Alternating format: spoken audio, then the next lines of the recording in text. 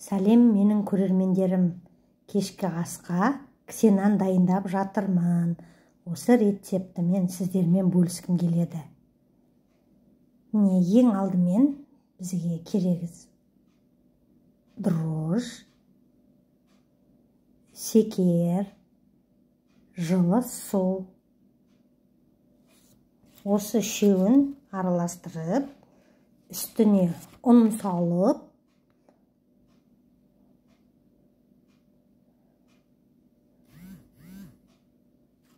жақсылап араластырып, бір жарты сағатқа апарымызды қоямыз.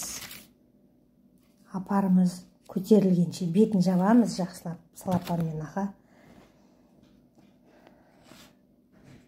Енді етімізді турап әзірлеп қоямыз. Етімізді, биязымызды.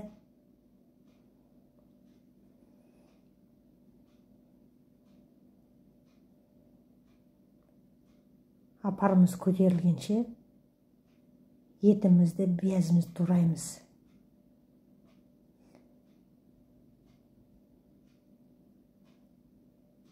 Ет пен биязды біріктіріп, араластырамыз. Қара бұрыш,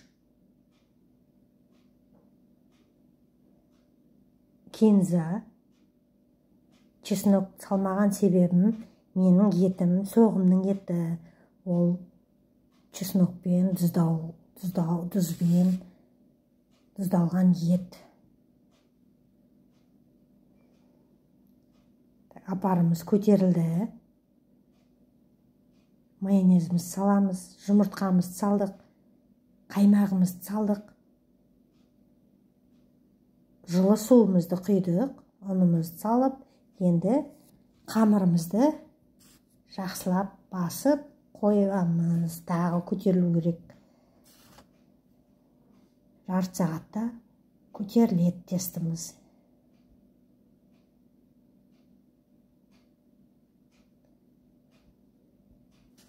Қамырымызды жасап, мен шемек маймен басам, сумен баспайым.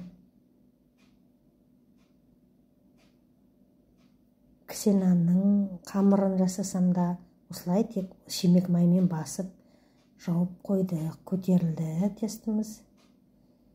Тағы да қолымызды майлап, тестіміз міне керемет. Жақсы көтерілген, әрі жұмсақ. Екіге бөлеміз. Бір бөлігі астына кетеді, екінші бөлігі үстіне. Табанымызды майлаймыз. Бір бөлігін салдық. Кішкене артық жандарына артық тестіміз шығарып қоямыз. Бетіне көмкеруге керек болады. Үстіне сәл кішілеу болады тестіміз. Етіміз салдық. Етіміз дұрыс сүнген, чеснокталған. Қара бұрышымызды салдық, кинзамызды салдық. Бетін жаптық, банағы артық шығарған тестімізбен көмкерлеп жабамыз.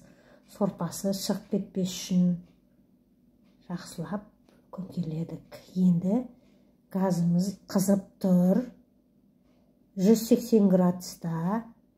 Менде духовка аст үстімен электропеч. Міне пісіп шықты. Ксенанымыз дайын.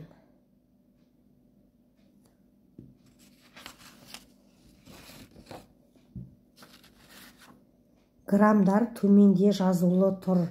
Менің каналыма тіркеліп, лайк басып, комментария жазыңыздар. Міне керемет.